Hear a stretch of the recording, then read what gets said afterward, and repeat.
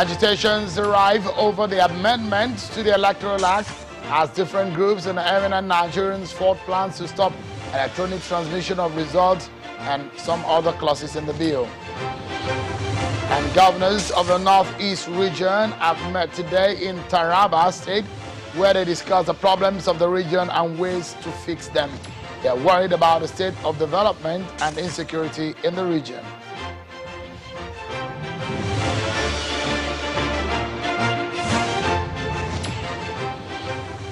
Hello, everyone, and welcome to Politics Today, live on Channels Television. I'm Sean Kimbalo here in Lagos. A lot of you have been talking about the Electoral Act amendment, especially the fear over electronic transmission of results. Tonight, we dig into the matter and we give you a sense of what is going on with the electoral law, because we have on the program those who are doing the job in the National Assembly. So you have first-hand information right here on the show. But first, let's give you an update on the online registration started by the Independent National Electoral Commission, INEC. The update is on the exercise which commenced online on the 28th of June 2021. 1 week after the commencement of the exercise, 203,497 eligible Nigerians have completed the online pre-registration as fresh voters. The figure has risen to 259,713 of applications for voter transfer, requests for replacement of permanent voters card, update of voter information, and the records, etc. are also included. The physical or in-person registration is scheduled to commence in all the states and local government offices of INEC nationwide on the 19th of July 2021. Some of the details you can see there on your screen. Before we get into the discussion for tonight, because it has to do with the elections, the Anambra elections, the Ekiti, and the other elections that are coming next year, of course in Osun State, and the 2023 general elections. The Electoral Act amendment, which is ongoing, what the National Assembly members are doing. Remember that on this program, we've had the chairman of the Senate Committee on INEC, who has promised that they will do a thorough job. He's going to be here, and we'll have other conversation within the next hour on some of these issues for you. So let's quickly get your political roundup stories, and we get talking afterwards.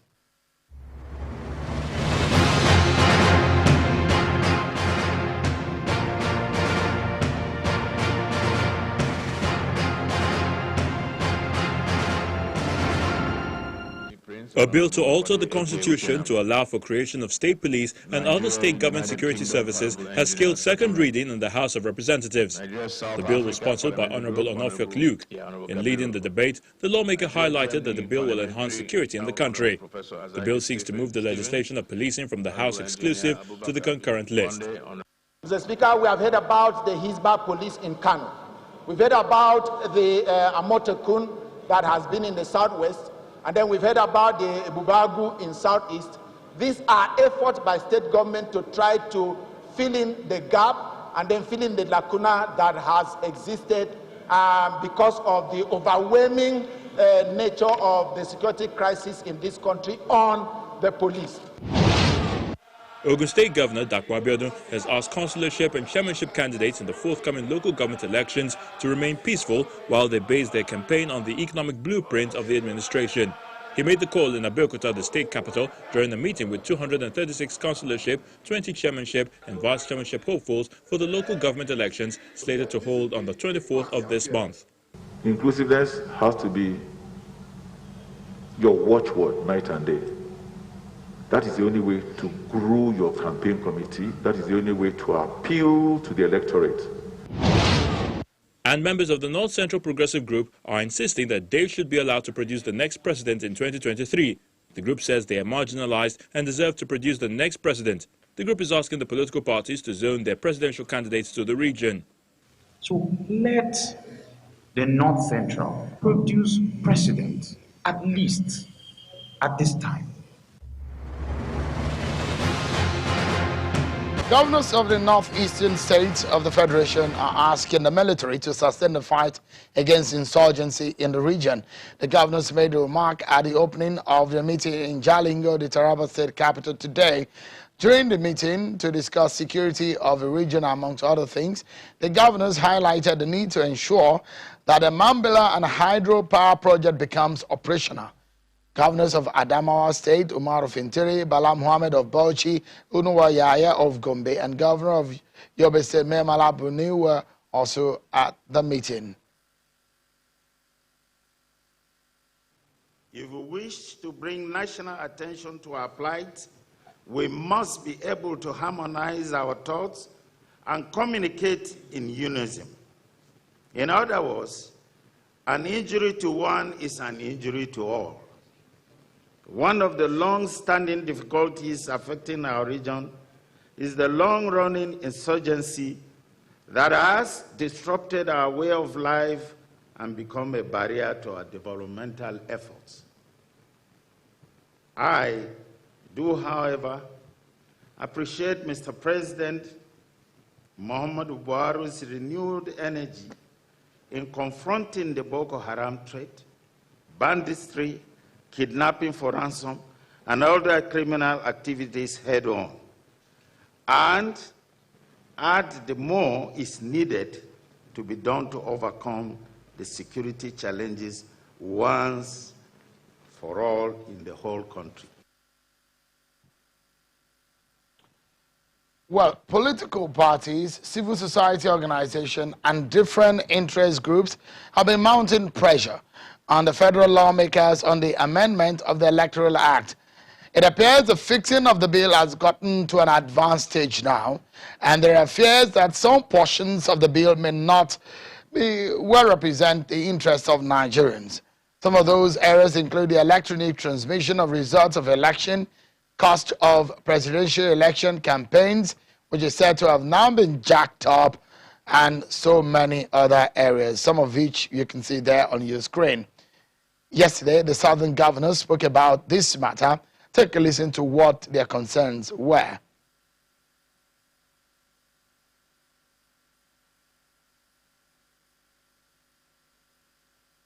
Well, I wanted you to listen to the Southern Governors Forum from yesterday. They mentioned their fears and their worries about the issue of the Electoral Act amendment and what they think should be done urgently. Take a listen to Governor Rotimi Akeredolu, the chairman of the Southern Governors Forum.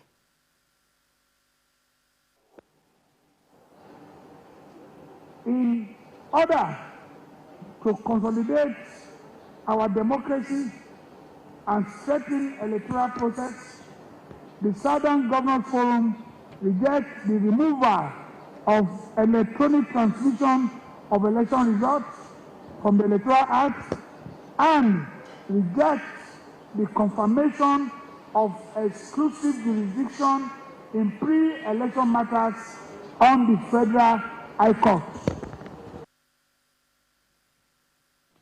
Let's dive into it, everyone, shall we? Let's speak with those who are in the know and who are doing the job. They have the authority to tell us what exactly is going on. I'm being joined by the chairman of the Senate Committee on INEC, a former governor of Kano State, Senator Kabiru Gaya. He joins us from our Abuja studio. And also you can see the member of the House of Representative Committee on Electoral Act Amendment, Honorable Solomon Bob. Thank you, distinguished Senator and Honorable Member. Thank you so much indeed for your time tonight. Perhaps I should begin from where we left off, Senator, on your promise. The last time you were on the show, you promised that there is going to be a thorough job that will be done, and we should not envisage any fear that the right thing will be done. Let's get an update. How far is the work on the Electoral Act Amendment Bill? When will it be laid on the Committee of the Whole? And have you completed your job from your own end? Well, first of all, I thank you for that. And let me simply also remind you and our viewers across the nation that we discussed with you some time ago at this kind of program, and I told you by July the bill would be ready. And we're already in July now, and I hope and believe that by Tuesday next week, we'll be able to lay the bill on the floor of the Senate. And then maybe on Wednesday, we will now discuss the full clause by clause of the bill, and then we pass it. So at least I have come to the end of where I made my promises, and I hope these promises will be filled by God's grace. So therefore, as I said earlier, that Nigerians will get what we feel, or what all of us believe, that it will be good for the nation to have an electoral act that is really taking control and charge of how elections could be free, fair, and credible across the country. So therefore, all those issues, we have senators, 109 senators, we have 360 House of Rep members. All these people are representatives of the people across the nation, and therefore we need to discuss with them on clause by clause. That was done by the committee of INEC at the Senate level, and then committee on electoral matters at that House of Rep level. We have one bill, and we are looking at it so that by the time we lay it, what we have in the bill can be accepted, because it's always a draft when you take it to the Senate. Until when the Senate passes a resolution and accepting clause by clause, then sadly it now becomes a full bill which will be able to forward to the President. But before then, whatever we have is the committee's recommendation, and the Senate or the House in preliminary takes charge of whatever decision will be taken. And when they take that decision, it becomes final. So we, as members of the electoral committee and the Senate and the INEC in the House, we are there just to give them what we feel after having public hearings, after having technical committee meetings, and so on and so on. What we have at the end of the day for the Nigerians, and I believe, and I said earlier, we hope and believe that Nigerians will be happy with what we have. I know that this some people used to say that Nigeria is like, sorry, now people are saying Nigeria is like a silk gown. When you raise this side, the other side falls, and if you raise this side falls. So whatever you do, believe that you are unconscious, you are right, and what the people say will have different interpretation. But certainly, we believe Nigeria will be happier with us in this aspect. Thank you. The job on these amendments is happening simultaneously in both houses of the National Assembly. But before I allow Honorable Solomon Bob to come in, I know there is a petition that has been submitted by different groups to your committee on the presidential aide, who has been nominated as INEC National Commissioner, Ms. Loretta Onoche. What is happening? How many of those petitions have you received in your committee, and are you entertaining them? And what is going to be your action towards those petitions? What's as usual when people or nominee of Mr. President comes to the Senate, the President of the Senate reads on the floor of the Senate, and then he then committed to the relevant committee, like those who are going to be appointed as commissioners of INEC, whether national or reg commissioners. Then it means that that will be forwarded to the INEC committee. And we receive petitions on various persons or people who people are saying they have way of writing a petition against them. We have received petitions on some of the nominees of Mr. President for this screening. And we look at the petitions. When they have grounds, then we use the petitions. But where the grounds are not strong enough, then we may only do what is right. And whatever the case, we'll do what is right. And for the nominee, yes, we have 6 people waiting, which we hope that by Thursday, I think we'll be able to invite them this Thursday and then screen them before we even discuss the Electoral Act on Tuesday and Wednesday. So we have the petition. We have received petition definitely, but for the number of petitions, all the petitions I received, I pass it to the clerk of the committee. When we're doing screening, every member of that committee will be given a copy of those petitions, and you read through. Then we ask the nominees questions based on those petitions. If you answer us well, fine. If you didn't answer well, then we have the right to take a decision, which is going according to the law. I'm not sure that I've heard or seen as much petitions over a nomination of this kind of role in a long time. Civil society organization. If I understand now that the Nigerian Bar Association also the highest body of Nigerian lawyers, have also written in that respect. Have you also received a petition in that regard from the NBA? We have about 11 petitions so far. Maybe some may even come tomorrow or before Thursday. And even we have petition from a PDP headquarters that then we have petition from other non-governmental organizations and then individuals. Some have written petitions against her nomination or nomination of any of some nominees. And then some have written a petition supporting the candidature of some nominees. So, as we said earlier, it's all based on the decision taken by the committee members. I'm just the chairman of the committee. Our only coordinator is going to be done. But certainly, the members have a say, and we work based on democracy. The number, those who have more in number say yeah, and they usually win the decision. So sadly, I will continue to work as the chairman, and I'll try to be as fair as I can. Let's ask Honorable Solomon Bob what their work is all about on this bill, because there are a lot of contentions. How far have you gone? Are you laying the bill on the floor of the House the same day that the Senate committee is also doing theirs, or how far have you gone with your work in your committee? Thank you, Sean. Thank you very much. The committee's work is done. What remains now is to lay the reports and then consider it.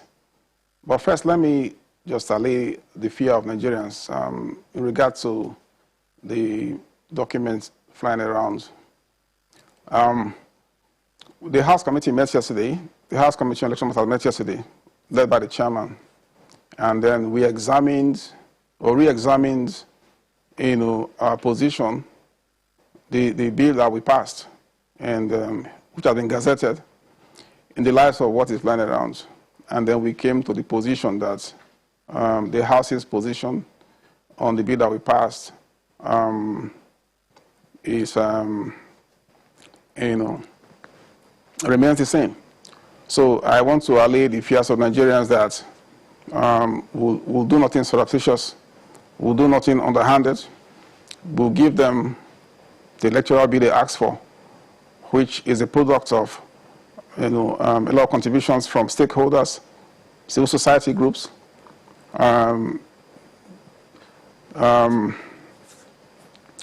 professional bodies, the presidency represented by the Attorney General, INEC itself, and everyone. It was the reports we prepared was a well-considered report. It was a joint House and Senate committee. We worked on it together. So we have just one bill. The bill we have, we go a long way towards meeting the expectations of Nigerians in terms of bringing about, reforms in our election process, and guarantee rank-up-free elections, to the points where people can regard elections as just another civic duty. So that is the first thing I'll say about that. So yes, the next thing is we are awaiting the laying of the reports. That should come anytime soon, maybe tomorrow or Thursday. But at the very, if it's too late, next week, like distinguished senator said. But we are committed to seeing this process through before we embark on vacation. But I want to reemphasize and reassure Nigerians that the bill we have, it's one that will not come or fall short of your expectations. Okay, we are not outlawing anything. We're not outlawing electronic voting, as the documents in circulation, seem to suggest. Yes, we are aware of documents, but we're not allowing it. We're not outlawing it. Those documents were not documents that came through over due process. The House is committed to delivering electoral act, okay, or a bill at least. We'll do our job. The rest will be up to the president, to sign. So we are committed to delivering an electoral bill that will meet the minimum expectation of Nigerians in terms of, a voting process that guarantees transparency. All right. Honorable, Thank you. let's clarify this. The bill that you have, I understand that there are two versions. So you said in your statement that it's just one bill. Clarify to us, is there a House of Reps version and a Senate version? True or false? Well, I was just having a discussion with distinguished senator before we came on set, so I will leave a few things out. But the important thing is that we work together. Senator was with me in the committee. We worked together on one bill. There are no two versions of the bill. It was a joint committee of the House and Senate. Okay? So there are no two versions of the bill. Even the idea itself of a reconciliation or conference or whatever you call it, is unnecessary. But whatever, we'll see. We'll see. I'm confident that the report that we'll lay is the one that captures the work we did together with the Senate. Okay. Thank you, Sean. Okay. It does look like you try to be diplomatic, but let me ask the senator, and let's dig into some of the meat of the matter. Senator, in section 50, subsection 2 of the redrafted document, clarify to us, because the old provision, as stated, quote, says, voting at an election and transmission of result under this bill shall be in accordance with the procedure determined by the commission, end of quote. But the new provision, as I understand, quote says, voting at an election under this bill shall be in accordance with the procedure determined by the Constitution, which may include electronic voting, provided that the commission shall not transmit results of elections by electronic means. Is that true? Is that how it is captured in a document you worked on? Well, you see, that is true. But what I'm trying to say, when you have documents that you are discussing on the technical committee meetings, and you look at it and see, because these sections were divided into two. 50, there's 51, and then 50 subsection 2. And subsection 2 deals with the issue of electronic voting, which has been agreed that the INEC may consider electronic voting. And secondly, on the second part of it, it said the INEC may consider the electronic transfer, provide that there's provision that unless when the network across the country has improved, because generally the network in the country is about 40–50% of the boats, of the network services across the country. And then we have pooling units at areas whereby there is no network, so you cannot easily transmit on that same day. But this is a view that can be agreed on the Senate, whether pro or against, because whatever we are bringing is a draft. It's for the Senate in a committee, and the House also in a committee of a whole, agree on views, and then so that's how it's going to be. I can reassure you that the members of the National Assembly, both Senate and the House, we're going to deliberate on these clauses, not only on these clauses, on all the clauses we have. We have over 200 of those clauses, so you are just talking of a section of one. So if somebody had done a job and they are taking complaint only on one section of 1 out of 200 clauses, I think has got a pass mark. So I believe both the Senate and the House will have a pass mark in this thing. And I want to thank the members of the House of Representatives, including especially the chairperson or the chairman in charge of the Electoral Matters Commission, and all the members. So Honorable Bob here has been a member of both the technical committee, and he has been a vibrant House of Rep member, and most of them, we discuss all these issues before we come to a conclusion of the report. So therefore, in the Senate or in the House, final report will come up based on the debate on the floor of the Senate. And whatever comes out from the floor of the Senate, I think that will be the final decision by both chambers. So I assure you that based what we have, just like as Honorable Bob said, is a process where we make a proposal and the Senate or the House at the Committee of Whole can make amendments. Okay, so because that's not the only clause that people have problems with, and I'm going to bring some other areas out. But before we go on the break, Honorable Bob, let me ask you, because you were on a sister program right here on Channels Television, and you had fears that the bill may not be exactly what, I mean, the bill that will be laid may not be the exact one you worked upon. You insinuated in your statement on Sunrise on Channels Television that it may have been tampered with. Do you still hold that view? No, there was no such insinuation from me. I'm sorry. Maybe I was misunderstood.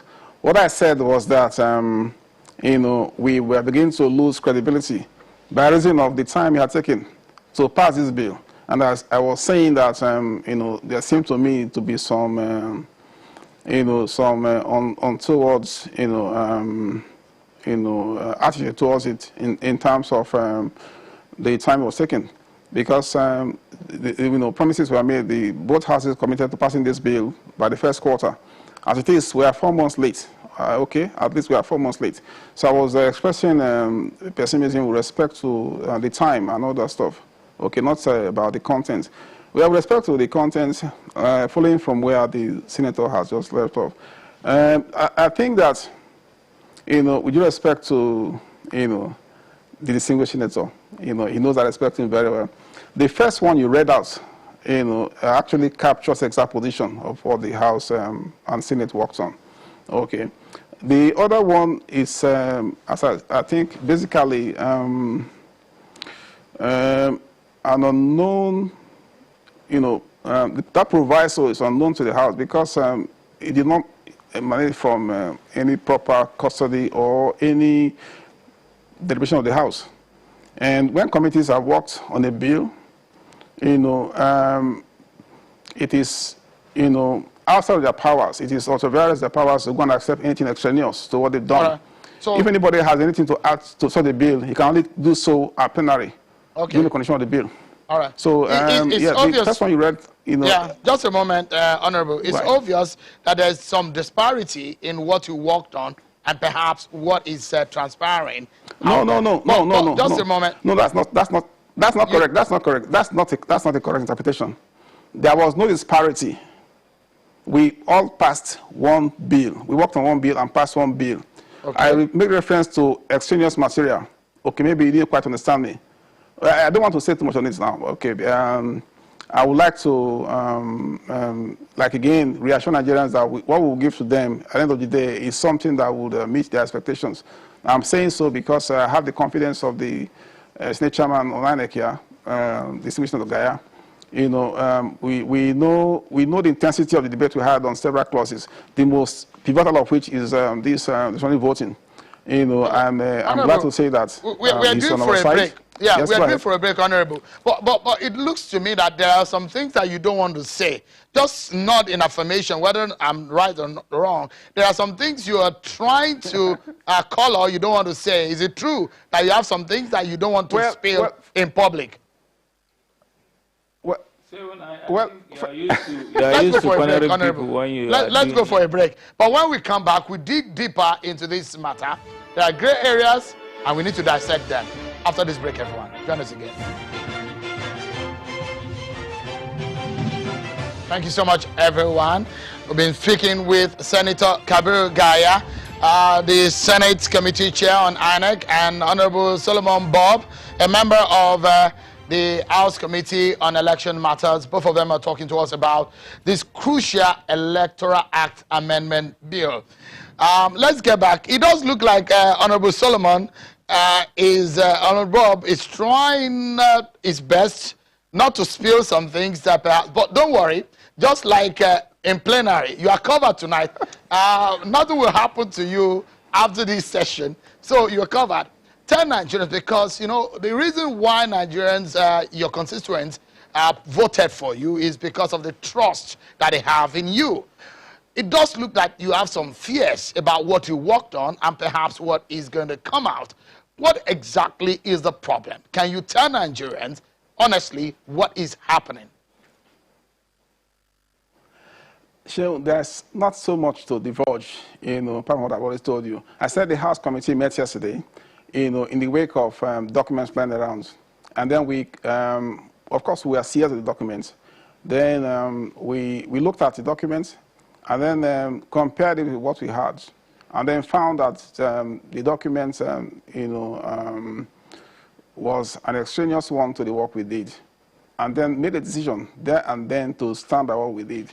So the document, I don't know where it came from, but obviously it's not something that came from the custody of the House of Reps. Okay, so the House is clear on that. And following our rules, we'll lay what the committee works upon. We will not accept any documents that is extraneous to that. Okay, if anybody has any issues with what we've done, the place to come and raise their concern is on the floor. The plenary has overriding powers over whatever work any committee does. So, but it's on procedural. In fact, it's against our rules for any other documents to be added to what the committee had done and approved. So I just told you that there's nothing to hide, really. I just told you that the committee sat yesterday and reviewed the information out there about an attempt to, if you like, add something to what we've done.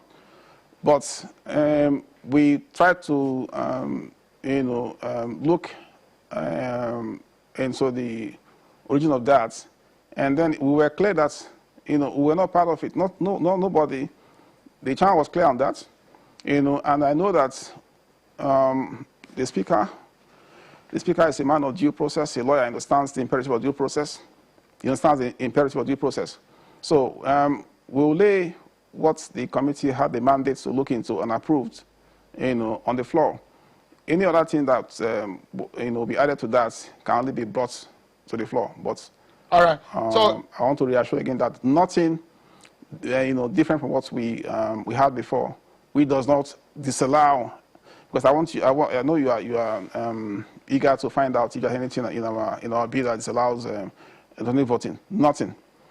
Our bill does not disallow electronic transmission. Like I said, it was the key issue during our debates. It was the most intense issue. And then we came to a point of compromise, that provides a leeway for electronic transmission. All that's right. So, the bill that we have, and that's the bill that we'll lay. Okay, so let me quickly ask the senator also, because senator, that clause that I read out is not one. I mean, at least I have nothing less than 20 clauses that I have personally looked at and have circled and brought out. Perhaps we just take about 3 or 4 of them. Have the ones that perhaps people think they're okay, or the original one, then the redrafted one. The one, again, that has brought a lot of headache for some Nigerians who are worried about the situation is the Section 65. The Section 65, in the new bill, it says that the National Assembly rejected the proposal to empower INEC to review election results in cases where a declaration is made contrary to electoral laws and guidelines, or a declaration is made under duress. That is a major issue, and it's been part of our electoral jurisprudence in this country, which has created a lot of problems. How did the committee see this particular clause? Well, first of all, I can tell you that the committee discussed on this issue directly, because it is all amendments are made based on the experience we had during elections, or the experience even the INEC themselves had, or even the other stakeholders. So therefore, when you have that kind of experience which was negative, you now look at the way which you can be able to amend it to make it more acceptable by the political players of those running for elections, like declaring a result under duress. You find that that's not good, because it means anybody without necessarily being a candidate, or even anybody who becomes a candidate, can simply get at the time of collation, he gets a gun and then hold the electoral officer and tell him that either you write the person who wins the election, or you write somebody's name that he's the one that wins election, or I will shoot you. Or they can hold his family at ransom. So sadly, if that case happened, there is never a way we can accept to blackmail in trying to write results for the election. So therefore, that INEC should now inform can deny that issue, or then inform the court. This is why the process. That's what really happened. Because we have cases where an INEC officer complained that he was made to write the result under duress. And after a while, he came back and said this result he wrote was not correct. So therefore, now it's left for the INEC now to reconfirm and be able to take action on that.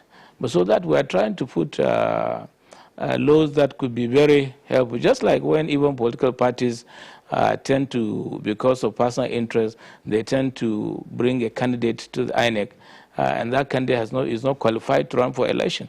And then when you go to court, you now have problems on that candidate. Right. So Senator, we said even if a party submit a candidate that's not qualified, then the electoral act says the party will be punished for that.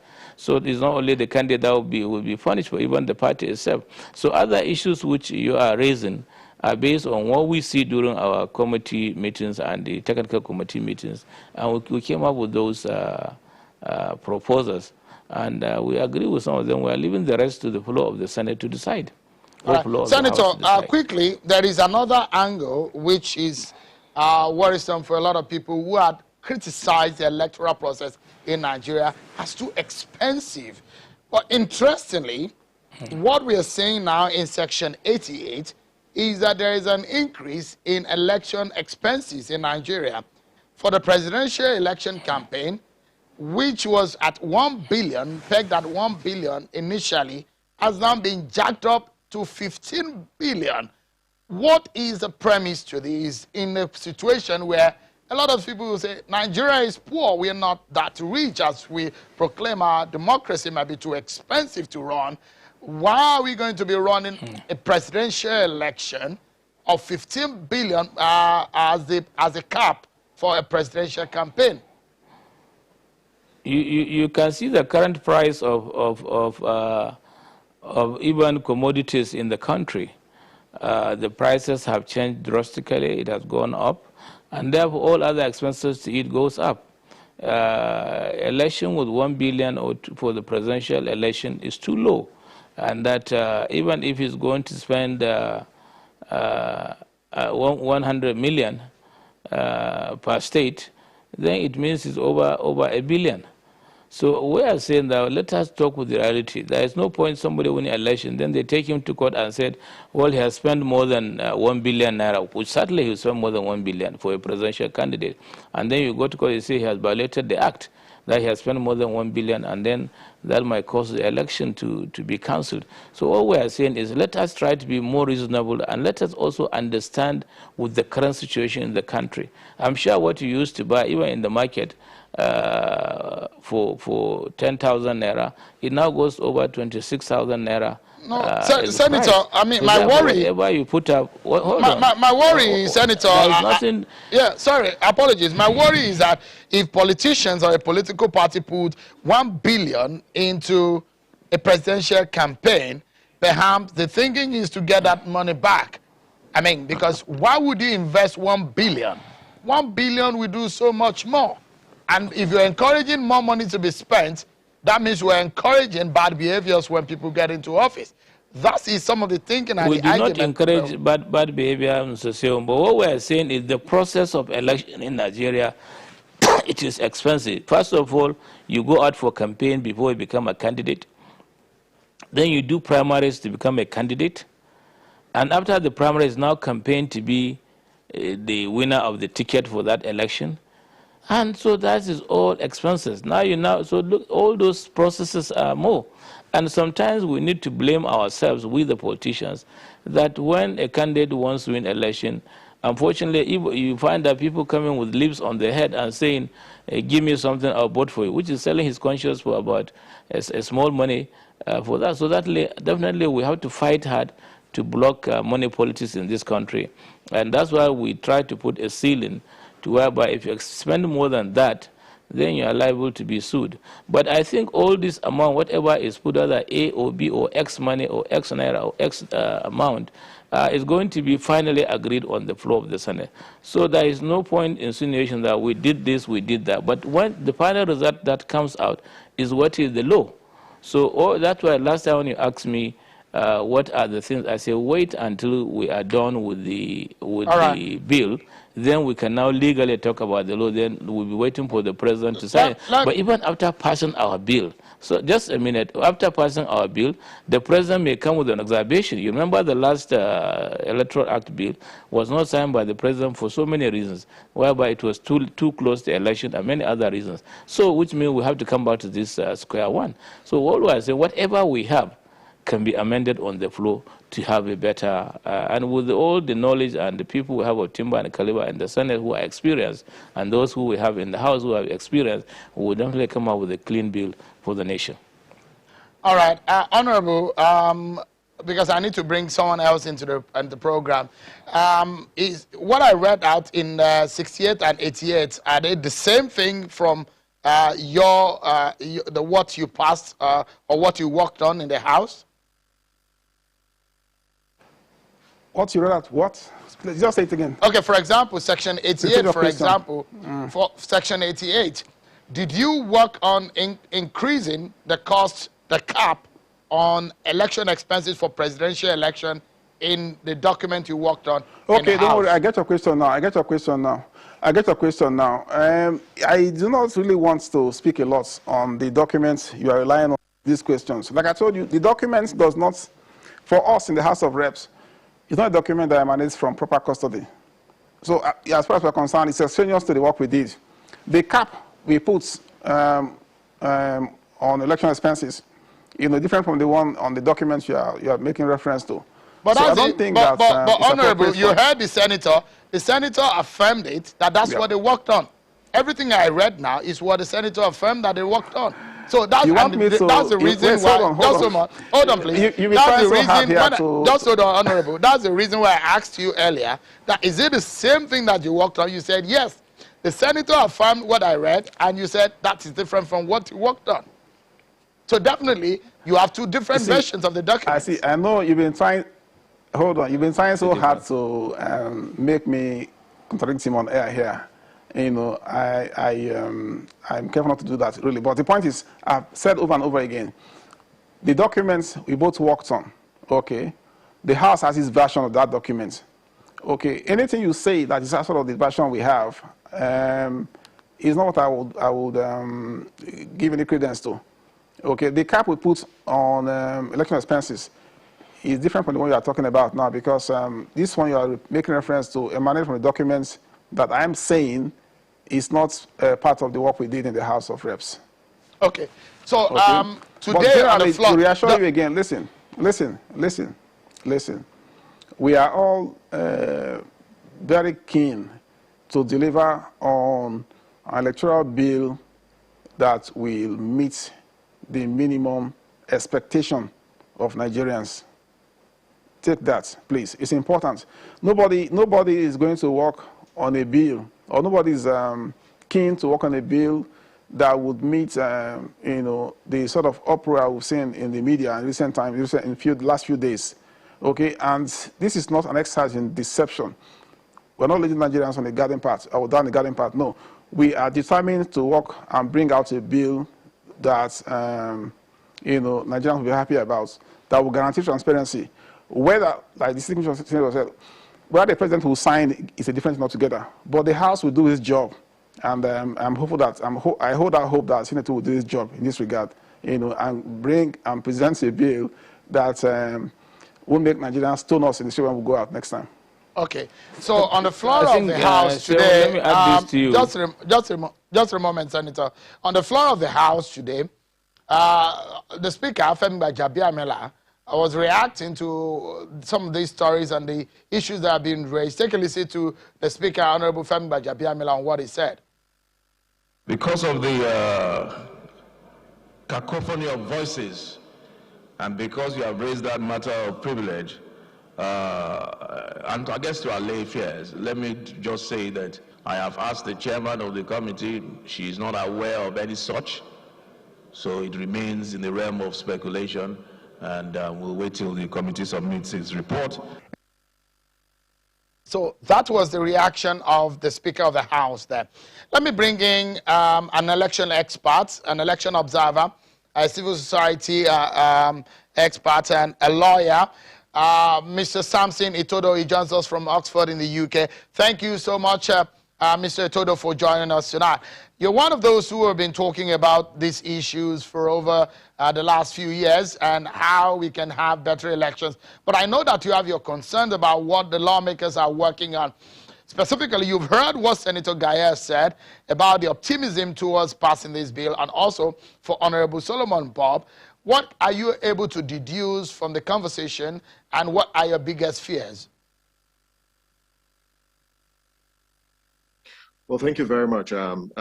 What is clear from the discussion that you've had over the last 45 minutes is there's an attempt by some lawmakers or a section of lawmakers to insert some obnoxious and retrogressive provisions into this legislation. And it's not the first time that provisions are being smuggled into legislations. Like the honorable member said, if he doesn't want to say it clearly, maybe citizens have done the job for you. And it is very, very clear that the bill that it's currently in circulation is not a reflection of what the committee did. And I must say this, that before these insertions were made, the committee did make significant progress. There were progressive amendments in the Electoral Act, but these insertions that were made are clear testament that somewhere, somehow, there is a calculated attempt to undermine the integrity of the 2023 elections. And it's unacceptable, and Nigerians have spoken, and they've rejected those provisions, because if the National Assembly is indeed a representative of, or a representation of the people, then provisions like electronic transmission of results, which has been advocated for, and even the committee did adopt that provision, and should make it into the bill. The point on Section 65 around the power of INEC to review declarations made is a fundamental provision that will lead to significant reforms in our electoral process. So I see no reason why attempts will be made to delete that particular section that was contained in the previous report. And then this point about the campaign spending limits, it is too high. It is prohibitive, and it will, and like they have assured us, I think that the National Assembly should know, called their legislators, and it is time for the legislators to do the job that they've been voted and elected to do. And it's give Nigerians an electoral that will guarantee the sanctity of the ballot, the independence of our democratic institutions, deliver electoral justice, and more importantly, defend and protect our democracy. But the current bill that we have seen, except unless changes are made, will not guarantee transparent elections. And let me just harp in on the point that the distinguished made about the appointment of the presidents have been submitted. These petitions contain incontrovertible evidence, and we know for sure that one of the nominees. We're having troubles with the connections with Samson Itodo there.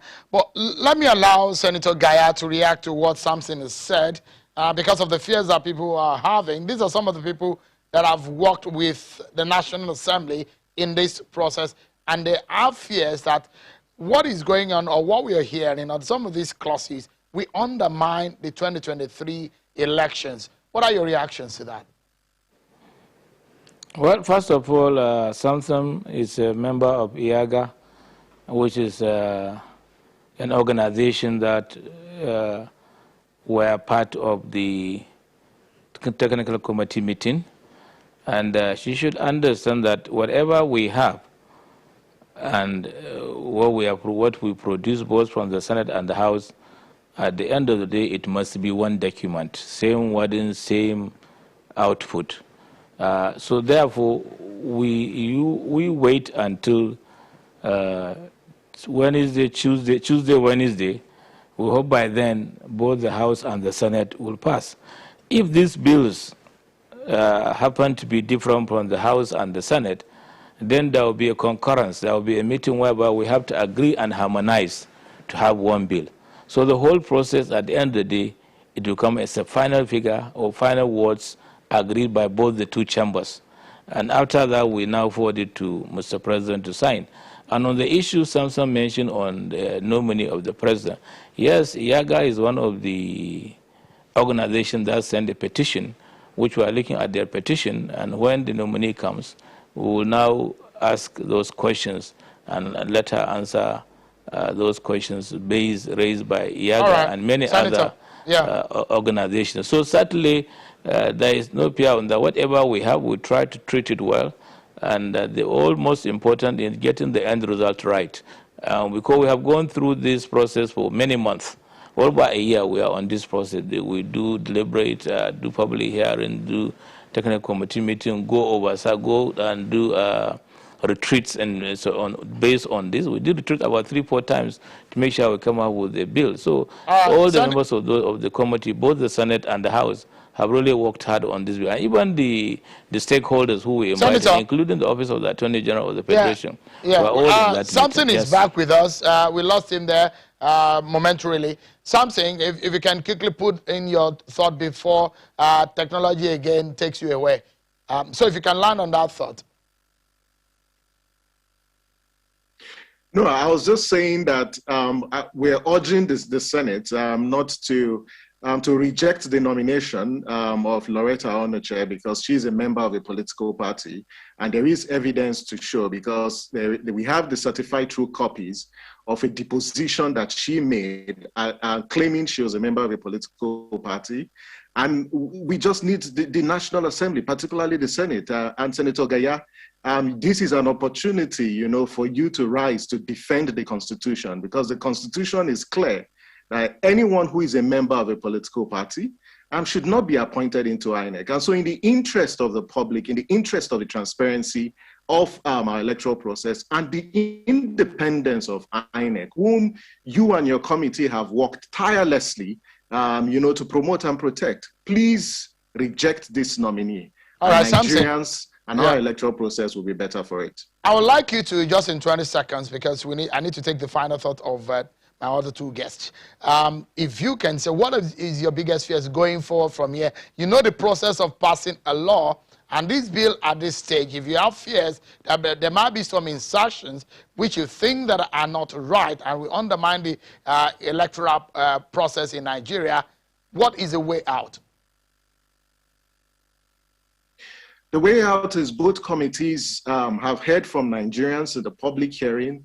We have said, and Nigerians have said, please retain electronic transmission of results, reduce campaign spending limits, and retain the power of INEC, to review election results declared under duress. So let them harmoniously, because both committees have worked together with the Ministry of Justice and other stakeholders, and we must commend them, no doubt, for this harmonious working relationship. Please do not destroy or rubbish the good work that you started from the commencement of this process. Finish it to the end, and Nigerians will celebrate. Our electoral process will be better. But the president also needs to ensure that as soon as this bill is transmitted to him, he assents to it in a timely manner, so all stakeholders, INEC, political parties, can commence preparations for the 2023 elections. Because this bill, reviews the timelines for key electoral activities like party primaries and all. Samson Itodo, election observer and the executive director at IAGA. Thank you so much for your thoughts tonight. Unfortunately, I thought I would be able to go back to Abuja to take your thoughts, final thought of my guest, Senator Kabiru Gaya and Honorable Solomon Bob, but time will not permit us. But I must sincerely thank both of you. Senator Kabiru Gaya, always a pleasure having you and sharing, giving clarity to some of these issues. Thank you, Honorable Solomon Bob, for your time tonight. Well, that's our show for today, everyone. Many thanks for watching. I'm Sean Kimale. Bye-bye.